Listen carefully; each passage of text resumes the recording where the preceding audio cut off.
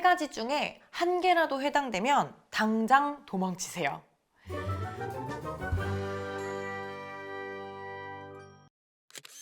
안녕하세요. 두피 문신의 모든 것을 알려드리는 곳 리로잉의 클로이 원장입니다. 이제 아침 저녁으로 쌀쌀해져서 가을이 오고 있다는 걸 느끼는데요. 그래서일까요? 이때 두피 문신을 하는 분이 가장 많다는 사실 알고 계신가요?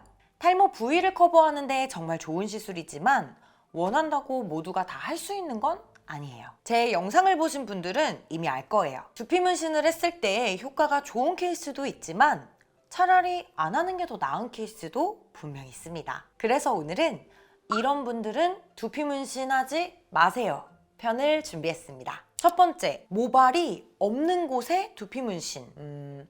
간혹 헤어라인을 낮추고 싶거나 M자 탈모 부위 커버를 원해서 모발이 없는 부위에 무리하게 두피 문신을 시술하는 경우가 있어요. 이런 경우에는 볼륨감이 있는 내 머리카락 부분이랑 두피 문신을 한 부분이 자연스럽게 이어지지가 않기 때문에 저는 추천드리지 않습니다. 두피 문신은 대머리 시술을 제외하고는 머리카락이 많아 보이게 해주는 거지 없는 곳을 있는 것처럼 만들어주는 작업은 아니에요. 예를 들어서 잔머리가 있는 곳에 자연스러운 음영은 줄 수 있지만 잔머리도 없는 곳에 작업을 하면 오히려 후회하는 지름길입니다. 같은 맥락으로 두피 문신하지 마세요 두 번째 케이스는 삭발 안 하는 삭발 문신입니다. 특히 이 경우는 남자분들이 탈모가 진행되면서 결국 세이브존 이외는 모두 빠져버리기 때문에 저희 같은 두피 문신 전문가들이 봤을 때 이건 무조건 머리를 밀고 삭발 문신을 진행해야 되는 경우가 있어요. 그치만 고객님들은 남아있는 소중한 머리카락을 지키고 싶거나 또는 회사를 다녀서 못 미는 경우들이 있는데 그냥 보이는 부분만 채워달라고 요청하시는 경우들이 있거든요. 그렇게 하면 오히려 탈모 부위를 커버하는 게 아니라 더 부각시킬 수가 있기 때문에 저는 작업하지 않습니다. 이렇게 시술을 원할 수는 있어요. 왜냐면 고객 입장에서는 모르잖아요. 자연스럽게 채워질 것 같은 상상을 하면서 여기로 오신단 말이에요. 그럼 이때는 상담하는 사람이 충분히 설명을 잘 해드려야 되겠죠. 하고 난 뒤에 후회하면 시간이나 돈이나 몇십 배는 더 들기 때문에 이런 경우 삭발 후 문신하는 게 어렵다면 차라리 그냥 안 하시는 게 더 좋다고 생각합니다. 세 번째로 SMP 전용 재료를 사용하지 않는 곳이에요. 이건 진짜 말도 안 되는 건데도 불구하고 종종 있더라고요. 너무 당연하지만 두피 문신은 두피 문신 전용 재료가 있고 그것을 사용해야 합니다. 간혹 반영구 색소나 머신을 이용해서 시술하는 곳들이 있는데요.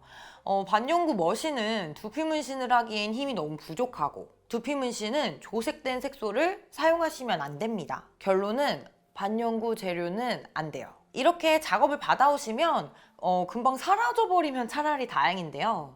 심한 경우엔 빨갛거나 파랗게 남고요. 얼룩덜룩 얼룩이질 수가 있어요. 간혹 이거 반영구 머신인데 SMP도 할 수 있어요 하는 것들, SMP 머신인데 반영구도 할 수 있어요 이런 게 있는데요. 전부 제가 다 사용해 봤는데 전용 재료들은 다 그만한 이유가 있습니다. 호환 거의 안 되고 되더라도 전용 재료보다 확실히 부족한 면이 있어요. 자, 마지막으로 네 번째입니다. 앞에 말씀드린 이유 모두 통틀어서 가장 중요한 부분이고 이게 앞에 문제들을 일으키는 경우가 대부분이라고 저는 생각해요. 못하는 사람한테 제발 받지 마세요. 못하는 사람이 대체 뭔가요? 앞에 말씀드린 세 가지 중에 한 개라도 해당되면 당장 도망치세요. 아무리 두피 문신을 했을 때 효과가 좋은 사람이라도 못하는 사람에게 받으면 잘 될 수가 없습니다. 이제 막 두피 문신을 배운 분들, 아직 실전 경험이 부족한 분들, 이런 분들은 이미 자리 잡고 있는 실력자분 밑에서 일을 배우시거나 독학으로 하실 거면 꾸준하게 연습이 밑바탕 되어야 합니다. 초보자분들은 손의 느낌이나 압력을 조절하는 능력이 부족하기 때문에 시술을 하기 좋은 피부가 아니거나 내가 생각하지 못한 일이 발생했을 때 대처하는 능력이 현저히 떨어져요. 인터넷상에 보이는 대부분의 두피 문신 후기 중에 이거 실패했어요 하는 얘기들을 잘 보시면 잘하는 곳에서 받은 분들이 아닐 겁니다. 대부분 상담을 갔다가 가격적인 메리트가 있었다든지 친구가 하는 곳에 갔다든지 누구 아는 사람이 해서 간다든지 하는 경우가 대부분이에요. 여러분, 잘하는 디자이너들은 굳이 가격을 평균 이하로 책정할 필요가 없고요. 또한 모델을 구해서 포트폴리오를 채울 필요가 없습니다. 잘하는 곳은 이미 여러분들이 잘 알고 계실 거예요. 만약 내가 잘하는 곳에 갈 여력이 안 되신다면 그냥 조금 더 기다렸다가 제대로 시술 받는 것을 권장드립니다. 매번 강조드리지만 이 부분은 시술 받을 때 가장 고민하고 신중해야 하는 부분이에요. 자, 오늘은 이런 분들 두피 문신하지 마세요 편이었습니다. 도움이 좀 되셨을까요? 거울로 머리 말고 얼굴 보는 그날까지 오늘도 시청해주셔서 감사합니다.